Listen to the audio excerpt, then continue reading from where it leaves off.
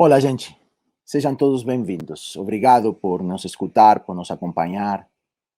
Eu vou trazer para vocês hoje uma reflexão sobre um ponto que há bastante tempo que eu vou pesquisando, refletindo, porque me parece que é um elemento fundamental que acaba de compor um fortalecimento da instituição educativa, né? Que é o que a gente está tentando fazer.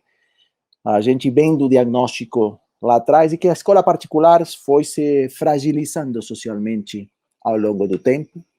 Lá atrás, na época de fundação de muitas escolas particulares no Brasil e na América Latina toda, a escola nasceu como uma escola forte, uma instituição com peso, com proposta, com ideologia, te diria.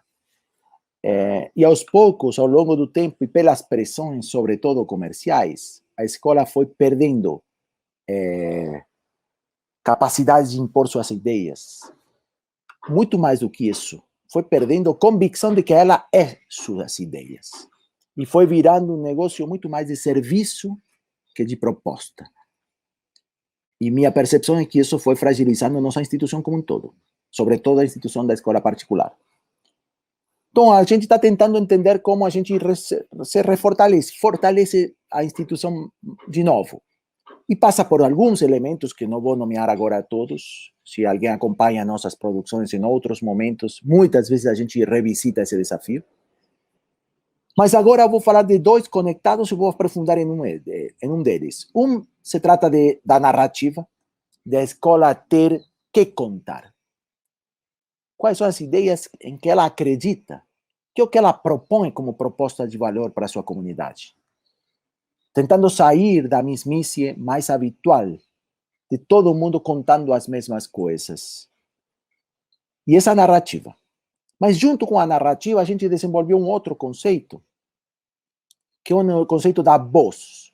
Que quer dizer, não é só o que você conta, sino como você conta isso que você quer contar. Essa é a voz. E a voz tem basicamente dois componentes que estruturam essa voz. Uma é a forma, e a gente vai refletir um pouco sobre as formas da voz. E outra é a posição subjetiva, desde onde você fala. Com que grau de autoridade, com que grau de segurança, com que grau de carisma, com que grau de liderança você consegue falar. Então, a forma e a posição subjetiva. Vamos lá, vamos falar primeiro da posição, tá bom? Eu acho que a posição da escola, e vamos personalizar a posição da escola na posição do diretor. Vamos supor que quem fala, quem é a voz da escola é o diretor da escola. Depois isso pode ser adaptado e customizado dependendo das instituições. Não precisa ser sempre o diretor. Mas vamos para refletir, vamos pensar, o diretor pega o microfone e fala para a sua comunidade. O que tem que ter essa fala, do ponto de vista da posição, para construir uma voz de peso, uma voz de peso específico nessa comunidade? Segundo o meu ver, o primeiro que tem que ter é um conjunto de convicções, que poderíamos chamar também identidade da instituição que ele representa, que ele encarna. Também podemos chamar isso de ideologia, gente. A gente foi ganhando muito medo à palavra ideologia, porque está muito conotada politicamente, né? E pareceria estar muito ligada a extremos. Uma coisa ideológica parece uma coisa ruim, mas uma coisa ideológica quer dizer uma coisa que tem algumas ideias e que acredita em algumas ideias. E provavelmente o mais importante disso é que para você acreditar em algumas ideias, tem que não acreditar em outras. Ninguém pode acreditar em todas as ideias. A construção de uma ideologia é a tomada de decisão por uns aspectos da coisa em detrimento de outros aspectos da coisa. Para o caso, o universo pedagógico. Em que acredito eu, diretor, e em que acredita essa escola em termos pedagógicos? Em termos de desenvolvimento de caráter dos alunos, em termos de desenvolvimento cognitivo dos alunos, em termos de composição da sociedade, em termos de valores, em termos de tudo isso. Em que eu acredito e por que acredito no que acredito. E, em consequência, porque não acredito no que não acredito. Habitualmente, a escola perde registro, confunde, diz que acredita em tudo, e a voz, no lugar de se fortalecer, se fragiliza e a escola não percebe. Porque, finalmente, quem não quer apresentar uma ideologia por risco de ter outro cara que não seja, não adira à tua ideologia, você fica calado. E por isso a escola foi perdendo voz. Porque a melhor maneira de não incomodar ninguém é não falar. Mas, por outro lado, quando você não fala, não incomoda ninguém, mas não encanta ninguém.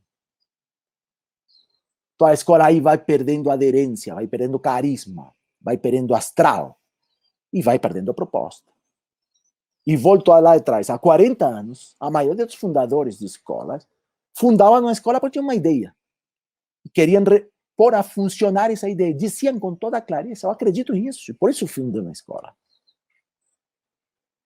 Temos que retomar, de alguma maneira, com outras variáveis, porque as ideologias mudaram de tempos, né, e de contextos conceituais, mas voltar a construir nossa própria identidade, se não queremos usar a palavra ideologia.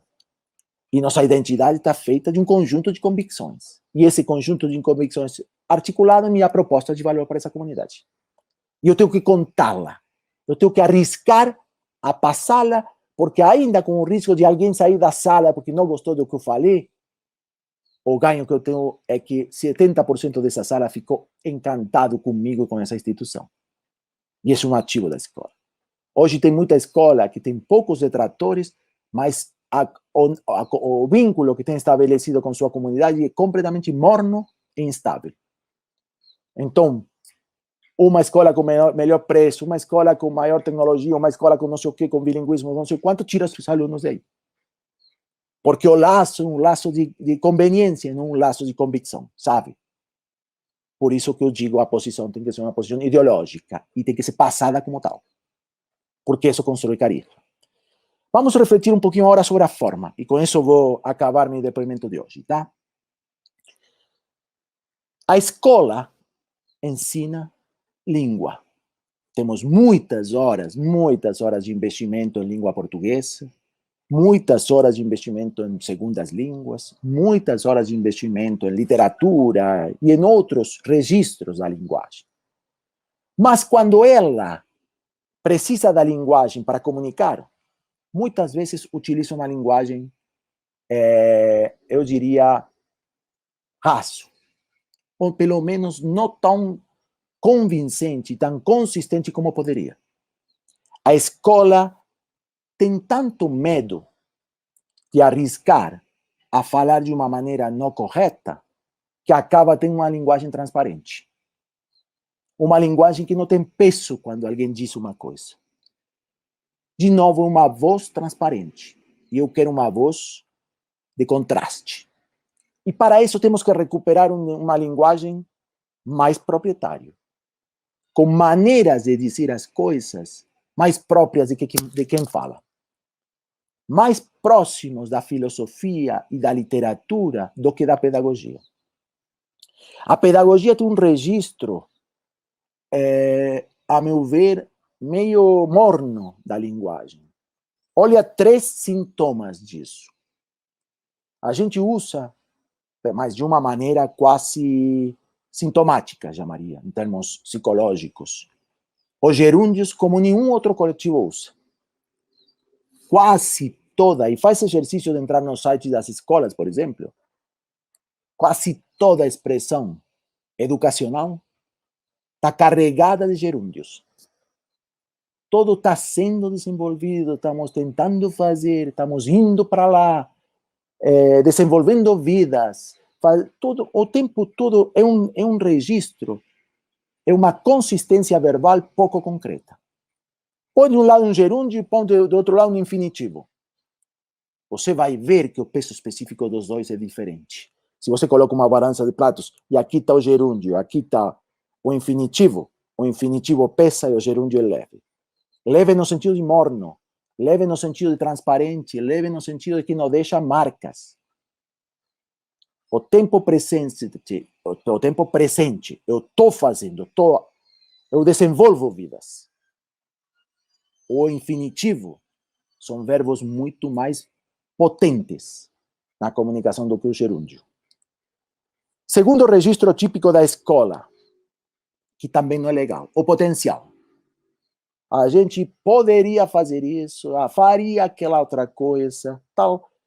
De novo, a gente usa a linguagem para desconcretizar o que a gente faz. Porque às vezes diz que poderia o que de fato faz, por medo de ser concreto.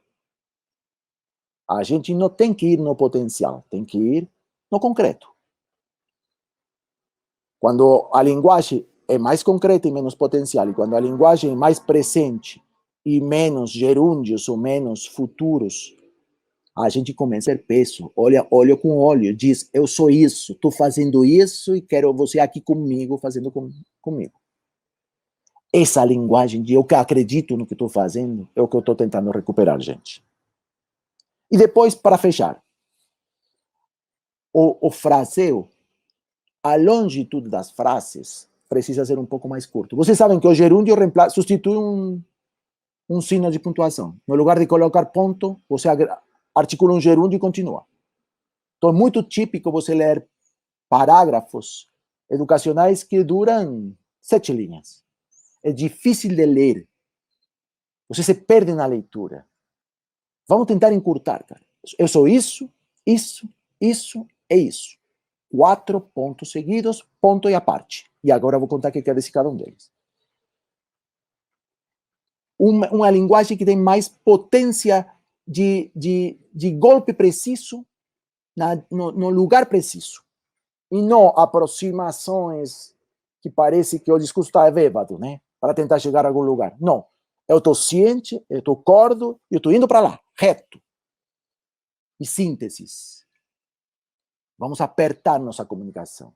Eu não quero linguagem, discursos de professores ou de diretores de 45 minutos. Eu quero discursos curtos, 10, 15 minutos. Retos, em tempo presente, verbo infinitivo, e confiando e passando as convicções que essa escola tem, as convicções que essa pessoa tem.